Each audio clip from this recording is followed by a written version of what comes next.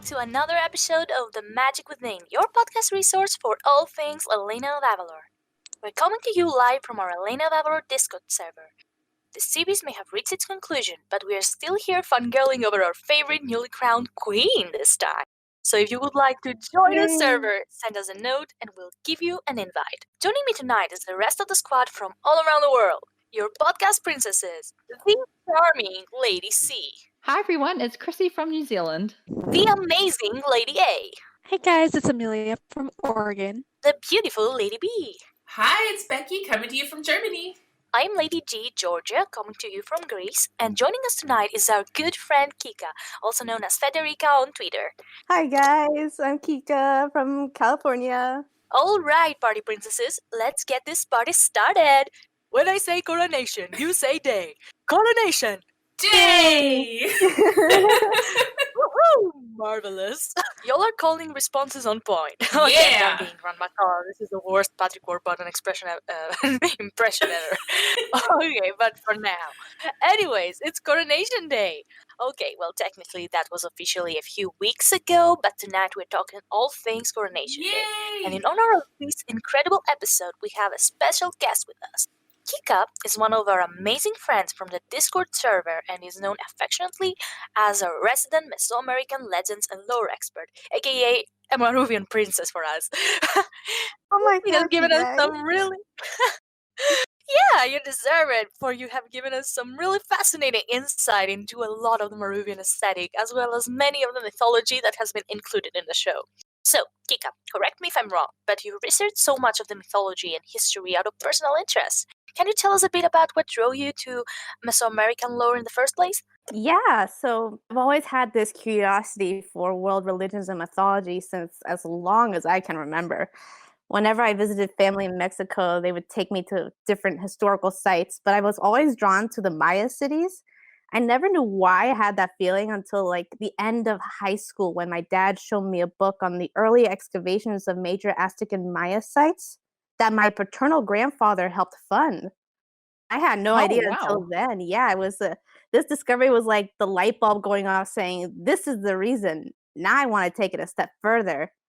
Then I've applied my deep dives into Maya myth and culture in a lot of my storytelling and animation projects.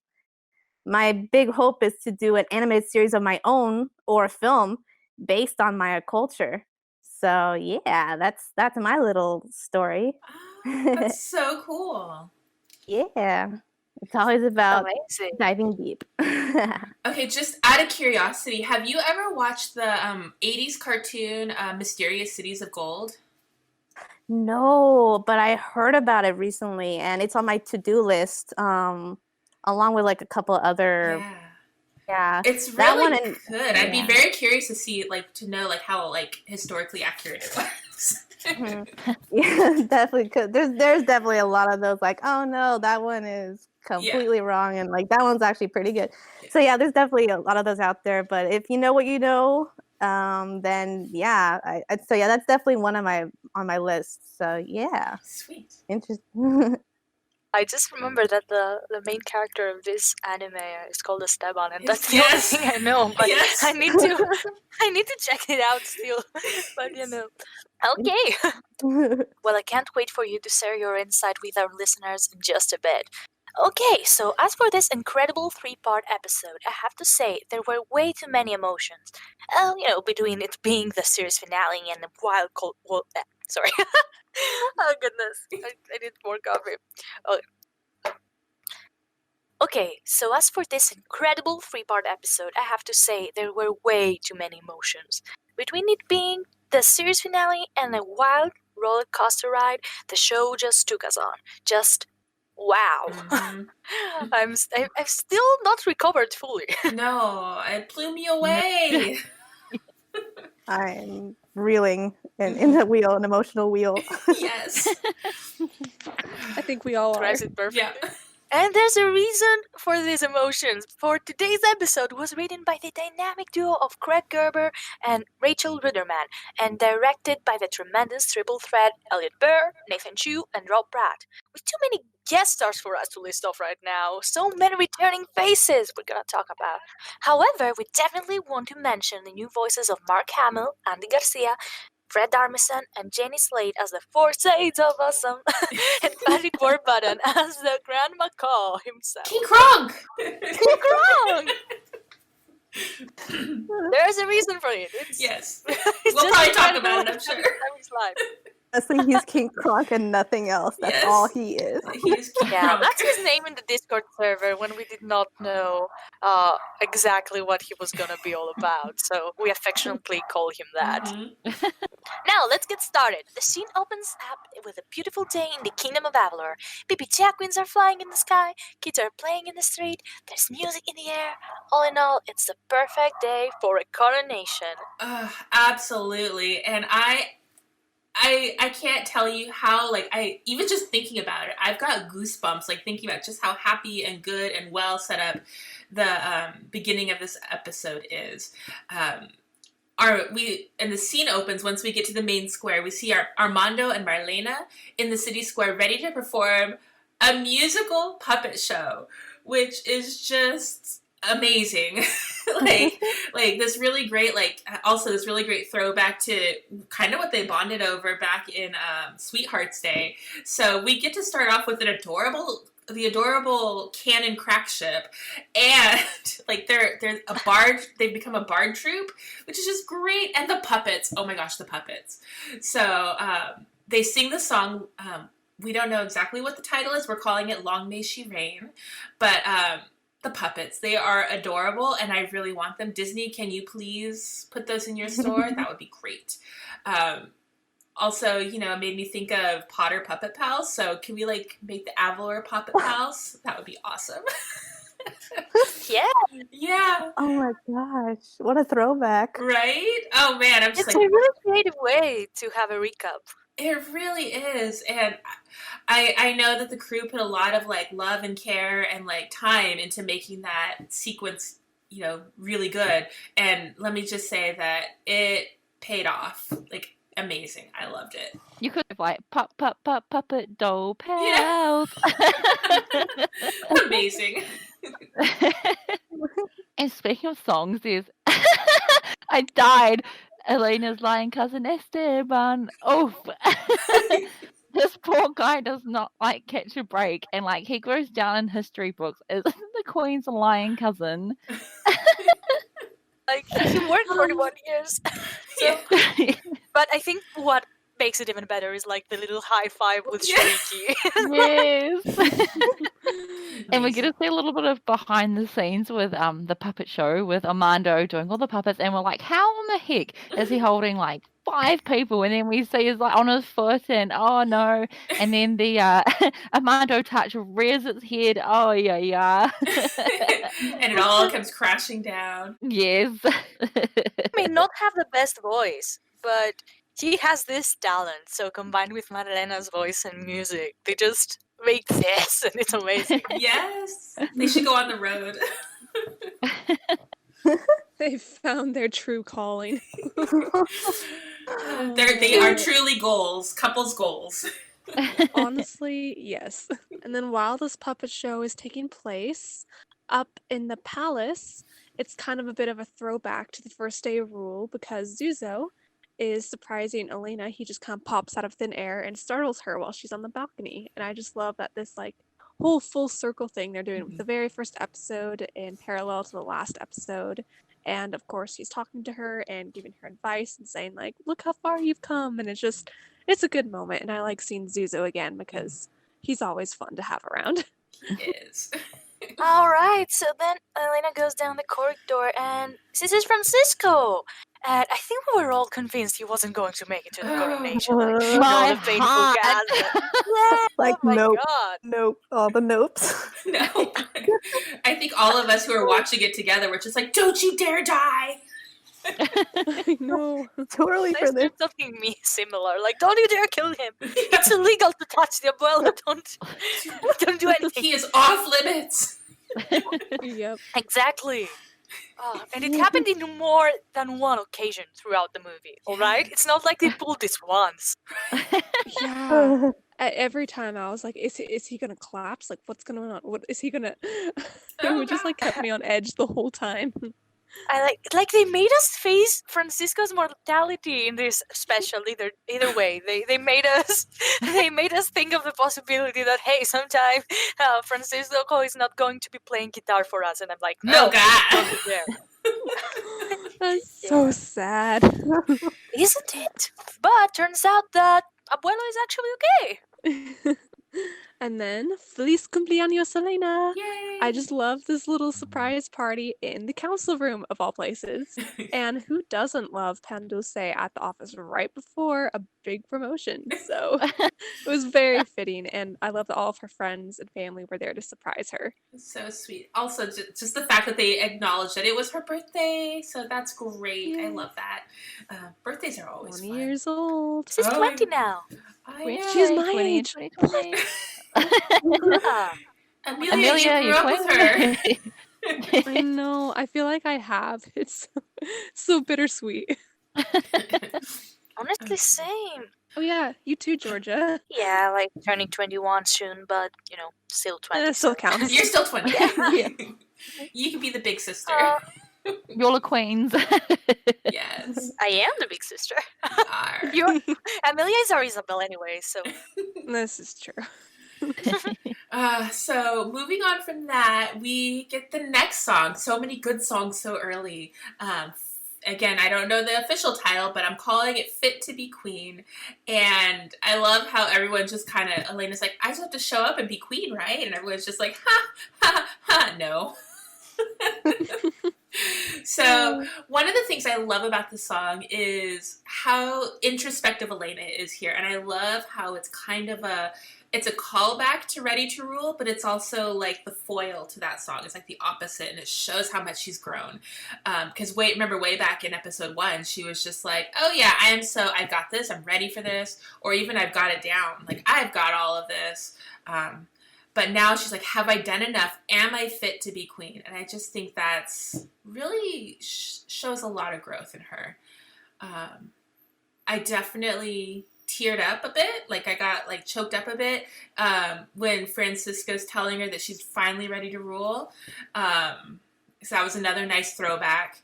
And then the little my time, it's just one tiny little line, but you could tell that the tune was meant to be a throwback to my time, and that was just beautiful. Yeah. The musical cue in the background was just fits so perfectly. I got goosebumps thinking about it now. Like it was perfect. And then at the end, we see all of the royals greeting her and singing how they believe she's fit to be queen. And again, more goosebumps and chills in just like the best way possible. Like just like, oh, all of her friends are supporting her, and even King Hector is joining in and not being a pain in the butt. So yay! Growth. gosh, this is the character arc that no one expected. Like, we love it. But yeah, royal friends, I've wanted it for so long. Like, we got it kind of with the royal cruise, but Alonso wasn't there. But this time we got Rebecca, Chloe, Alonso, and Valentina. Yes. And they're coming in the royal carriages. And they have some really cute interactions later on. I think Alonso and Val were in the same carriage. They I might be were. wrong, but They were in the Yes. sparkly Yeah, carriage. with Their King Paul and carriage was Amon. awesome. And then I realized that actually, both Cordoba and Paraíso are countries that are bordering Avalor, so they're pretty close. So they're probably allies. Yeah, I found that interesting, and yeah, it's anyway. But yeah, Elena has both her friends in the Grand Council and her royal friends coming, and I find that super super sweet. Like, so many guests in this coronation, as we'll see further on. And then, dun dun dun, reunion cut short, baby, because Mateo, as always, has impeccable timing. And our little wizard, he's finally grown up and finding master level spells that can track down their arch nemesis. Yes. Who, by the way, do not impress Ixalan like at all. The little minifigures on the boat, that was so cool. Yeah. Oh man. And then I love the entrance that like Elena's like intro. There's like, what's going on, guys? Well, we're all standing around waiting for you. Is it not obvious? Ixalan never change. I love this woman. Yeah. Absolute best. She is. So we find out that Team Chatabash, it's what we call Chitana, What a name. Esteban, and Ash, is in Nueva Vista. And Elena, of course, wants to go right away, and so she goes to the Grand Council. I loved seeing Julio on the Grand Council. I think this was our first time actually seeing him sitting on the council. I don't think that they sat on the council in any of the other episodes coming up to this. So that was really cool. And Elena definitely expected them to vote against her. And I love how they didn't. Third time's the charm, right? And this was a really nice throwback to All Heated Up and Shapeshifters. Because Louisa was just like, well, we all know that you're going to go whether we agree or not, so you might as well go with our blessing. So I think this shows growth both on Elena's part and the council's part. Like, they just know better by now. Weirdly sweet. It is. But I also love how in this part Francisco kind of stands up about his feelings, and he's saying that he's just still not really happy with how things ended with Esteban. And Elena clearly hasn't changed her stance much at all. But at least she can talk about it without kind of like freaking out or hulking out. So that is growth. But I just find that Francisco, he's kind of still kind of planting that like seed in their mind, saying like, I still don't think we should have banished him. I think we should give him a second chance. And at first they're just like, what are you talking about, Abuelo? But it still shows that at least there are people in the family that are still wanting to give him a second chance at that point. Absolutely. I think Elena's feelings were kind of, shaken up a bit in Dia de las Madres, which is an episode we have yet to review, but in any case, she kind of had the emotional ground to start understanding a bit more and possibly, rethink her decisions. But yeah, Francisco is the one that actually is still... Actually, he still believes in a way that Esteban has changed with the way, how he helped them get the kingdom back, the work he did while he was under Shuriki, all that stuff.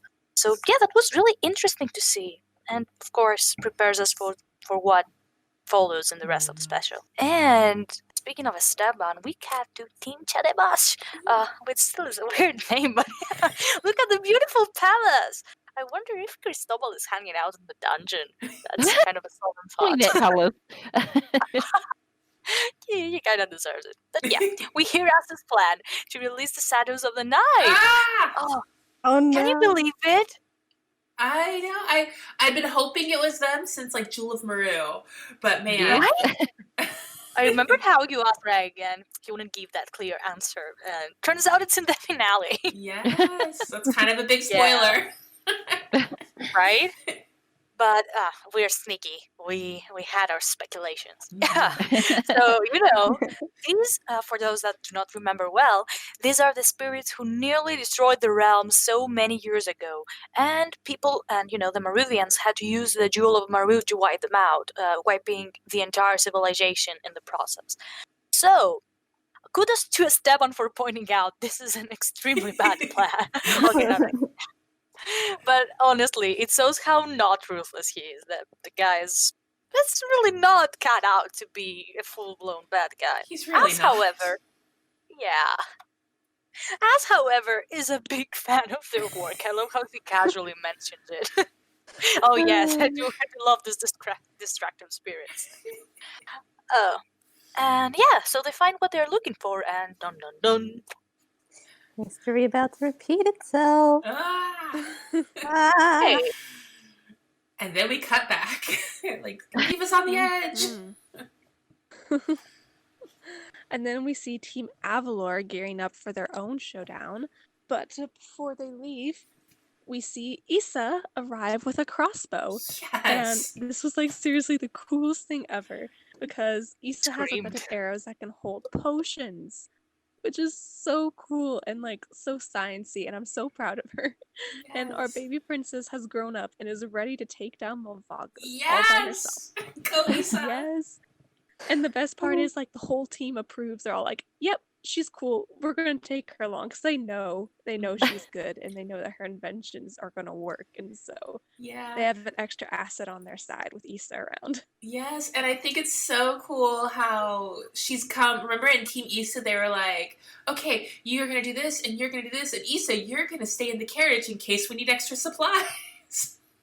She's come so far from it. She's not staying in the carriage anymore. She is jumping into battle, and I love it. She's a field agent now. Yes. She actually has a big part in the fights in this special. It's so good. Insert Mushu gift. My baby off to destroy people. Yes.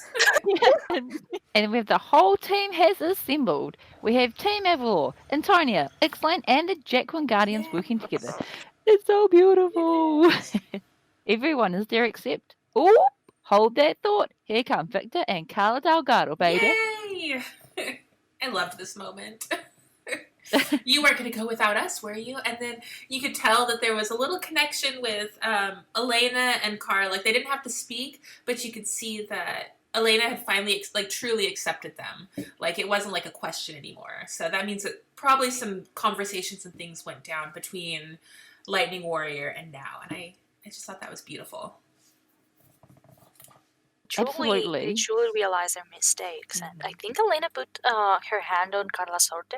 I She could be did, wrong, but yes. yeah, but that silent connection, it was good. You did not have to explain more than Lightning Warrior to understand. Absolutely. And now into battle. Mateo has finally mastered that speed spell. Jump to hyperspeed! Yes! Wow.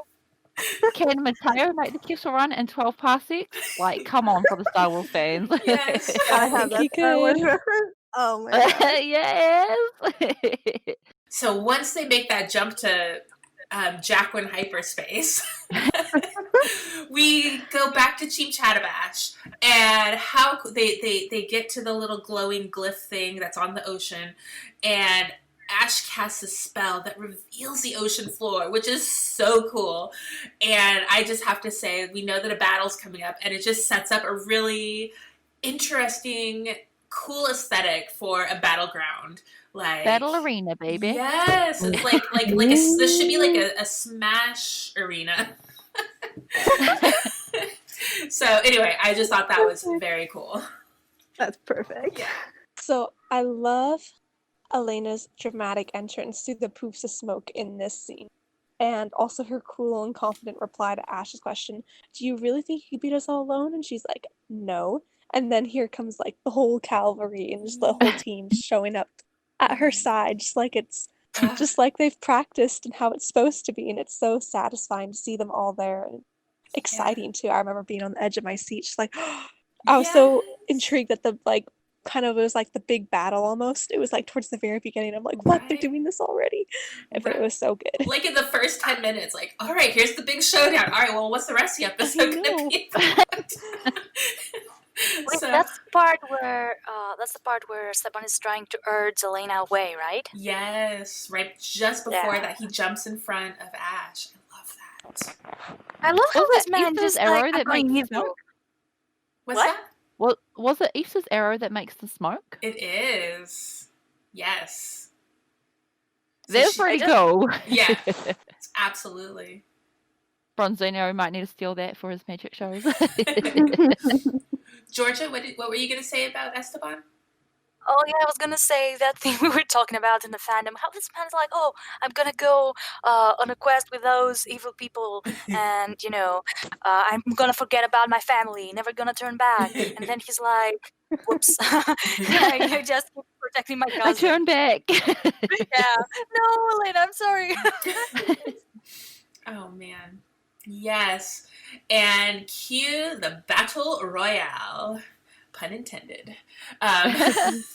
Mateo kicks off the action with a Betsy spell and knocks everyone down. Unfortunately, he's immediately knocked off Luna's back. T. Loco comes and taunts him a little.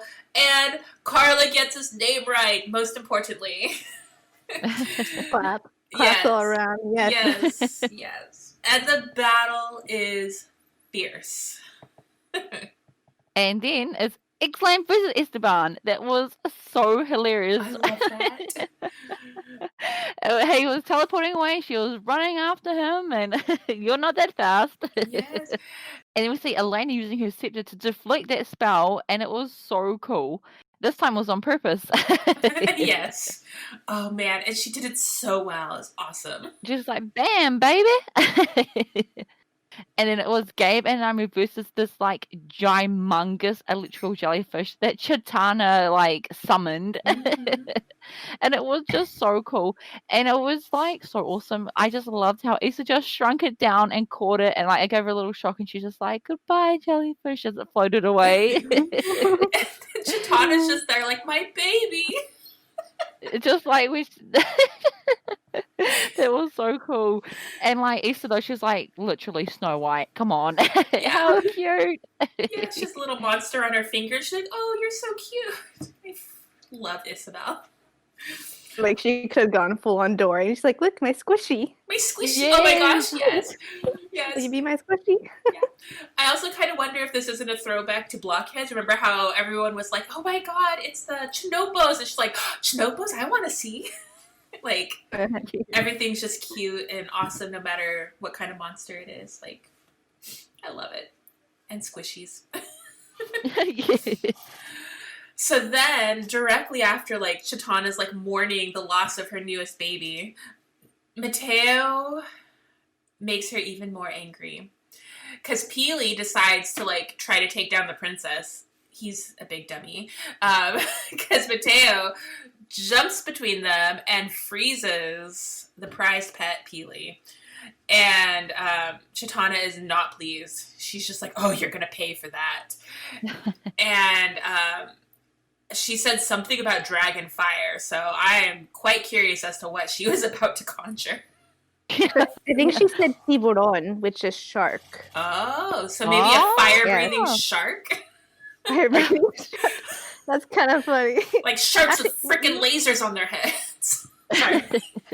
Actually, there is just like a quick nod. Like there is a shark demon in Maya mythology. Ooh. Yeah, so that could have been something very interesting. That would have been Ever happened. Yeah. It almost makes me like regret that Marissa jumped in because I want to see what that monster is. But I'm glad Marissa jumped in and pretty much, you know, like saved Mateo from the wrath of this crazy sorceress, the crazy sorceress cat mom. And she, you know, everyone's like, oh my god, Marisa, what are you doing here? And she's like, it looked like you needed a helping fin. And she's just so chill about it. And I loved it. And her entrance comes with the musical cue again from Song of the Sirenas. Yeah. If you hear it in the background. Oh. Oh, Yeah. yes. That was perfect. Oh my god, the music in this episode is just incredible. Like, I wish I could, like, turn off the vocals just to hear the soundtrack by itself. I mean, I love the vocals, don't get me wrong, Morales but... about the music, how it has the little musical cues that are inspired from the rest of the show, and you know. Yes. It's just so much feels. Yes, so many. Right? But then we jump into some other feels with finally having the confrontation between Carla and Victor versus Ash. So, family showdown. And, you know, they confront Ash about leaving them, about chasing down power so passionately she has forgotten about what's important. And Ash is like, oh, yeah, but I still love my family, I still love Carla, you can still join me, but no, everything. Carla and Victor have grown too much, they have asked for forgiveness, so there's no turning back now, except if Ash made a move. But she's obviously so set on seeking power that she just won't do anything about it. So she dares Carla to shoot her with her tamborita. But Carla can't do it, and that broke my heart because there's not closure with her mom. but yeah. However, Victor takes the lead, and he is the one to shoot Ash. And holy heck, I didn't expect that, but wow, that was kind of really intense at that moment, considering that how much Ash has hurt both of them, and so he takes the lead, and he's like, "All right, then I'm going to do it. I'm not gonna let my daughter suffer anymore with this deal." Yeah, and just I love the Delgados in this. Yes, me too.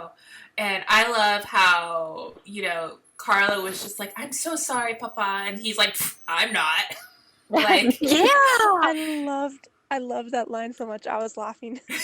yes. Oh, it was so iconic. I kind of wish Really he'd been able broke to. I kind of wish he'd been able to knock her on her ass, but we can't have it all. Okay, Ash on her ass. Amazing. It would have been satisfying. And then Ash fires a spell at Elena, isn't it? And she goes Yes. flying on the ground. Yes. And then Esteban, he wriggles away and he follows Ash to the top of the ruin. And honestly, I thought it looked like he was about to teleport them away when Elena gets up and lets her anger get the better of her and goes after Esteban, leaving Ash to complete her ritual. Mm. And I love how Mateo was the voice of reason yet again. Forget Esteban, Ash is up to something. And he chases after her with his Lever Look spell. And I just love the Yes. aesthetic of both of them flying around with orange magic. Like, speaking of orange magic, Elena is still so hot-headed and she's acting impulsively. Shocking. When is the shocking name? Shocking. Either shows that he makes mistakes and he has still some unfinished business before she becomes queen. She's a vendetta. Mm-hmm. V for Vendetta. I just realized how Elena snapped at Esteban before and was like, as if you care about my safety, which is actually foreshadowing for what happens later. And, Dun, dun, kind of dun. a contrast that, yeah. Absolutely. And then we move on to Mateo is doing what he knows needs to be done. He went after Ash and got her tambourita, but it was just a moment too late. Just one moment too late. And I think we screamed along with Mateo when Ash drug the portal open up and Ash fell down and she grabbed onto Elena's dress and she went into the portal with her. No. And then, oh my gosh, and then Flo's like, I'm coming too. Oh man, Flo. oh man. I'm going to save you, and there she goes. She just It's bounces. Mista Karina, so. Yes, oh my goodness. And gosh darn it, I was about half a second from my dream coming true of Mateo going back to the spirit world alive. I was alive. Disclosure. Thanks for clarifying Please that. understand, I did not want him to die. But seriously, one of the things I've been hoping for was that Mateo would get to go on another spirit world adventure, just because I thought it was so cool that he'd gotten to go in spirit monkey business. It's such a unique thing. However, I'm glad that he did not get stuck in the spirit world, and I totally get that it would have been problematic from a storytelling point of view had he gone. So, anyway, but still, half a second, he was right there. Stupid shades ruined everything. Just kidding. Actually, not really, because they really do ruin everything. But really, I don't think it would have gone well had Grand Macaw only allowed one human to go back, or one living thing, and the only reason Flo was an exception was because he didn't want to deal with her. So, Can you imagine the angst of only one of them going back? oh, I totally I have don't the know how thick to take idea. it. Oh man. Amelia, we gotta write this like what if it together. We should collaborate. Okay, I'm down. Awesome. It's a date. Oh man. All right. So enter the shadows of the night. I think the name is stupid, by the way. They decide to rebrand themselves right there and there. Yeah. The 4 shades of awesome. Awesome. I love that. little shimmy. Yes. Oh my gosh. Mark Hamill's energy there is just so much fun. Like, there's just no one else perfect for that but him. Right? Like, who else could do it? So we get a brief glimpse of their power as they claim allegiance to Esteban for freeing them and go on to prove to be the opposite of Team Chatabash. Iklan is actually very impressed. For the first time. Like, I love it. yeah. Here we go.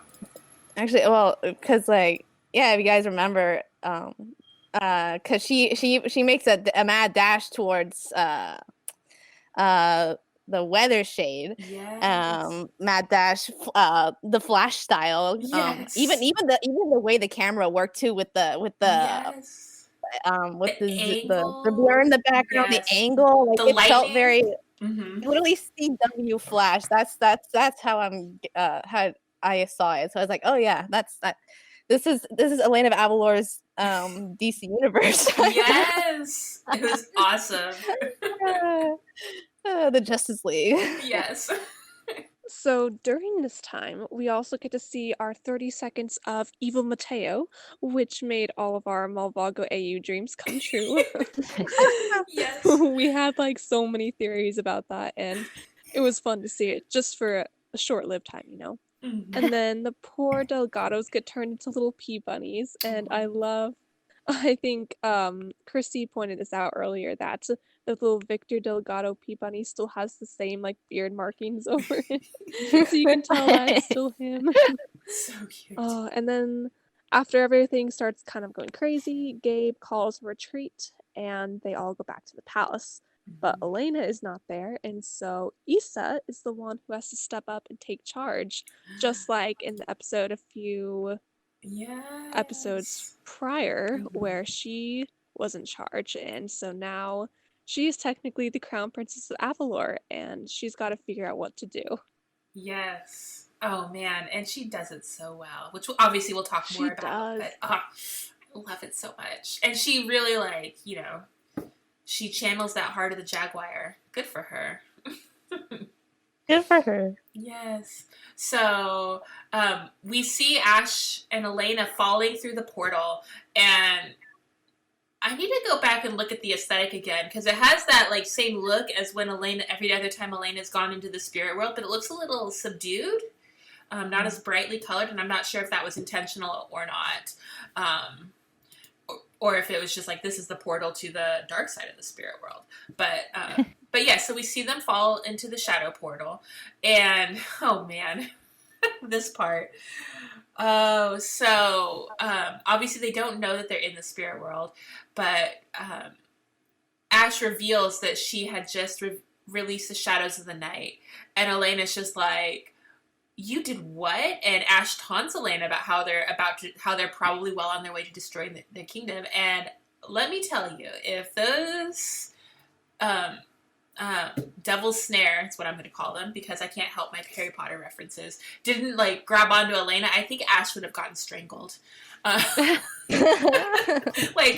wanted to punch Victor and oh man, all those poor Delgados. Our feisty princess. She does not take crap from anyone. Oh man. But the anime was so good. Like her face was like angry. Like I don't think I've seen that since I don't know if Dreamcatcher. Yeah, I think even since Dreamcatcher, like the animation, they pushed those facial features so hard. I was like, yeah, she's ready to Hulk smash again. Yeah. This time she doesn't need her. She's just going all fist. Right? Oh my gosh, yeah. And oh man, like I half expected like all those like plants like catch on fire from her magic or something. but thankfully no one got strangled. So yay for Disney Junior. This time. Yes, this time. Right. So here we get our first reference with mythology, and it kind of mixes the scene with the doorway to the dark side of the spirit world opening up, and where Ash, Elena, and Flo land, surrounded by roots. Mm-hmm. I say roots because in different creation stories, at one point the gods created a tree to help separate the land from the sky. So you got the trunk that stands in the earth with the branches in the 13 levels of the heavens above. The roots, however, grow deep into the 9 levels of the underworld. According to the Maya, especially the Yucatec, the underworld can be accessed through swimming down sinkholes called cenotes that are found all throughout the Yucatan. So throughout the series, you see the spirit world tree as a reference to the world tree, though we finally get that underworld element with them going through a large hole in the ground and falling into roots. Oh. Yeah. Wow. That They is did- so they- cool. You did their research. I was so happy. Oh my gosh. Yeah, I wow. got so giddy. I'm like, oh my gosh. That's amazing. Wow, that is like, you know, we like knew that like the tree like had a lot of symbolism with the mythology, but like all the way down to the roots and where they fell, like that is incredible.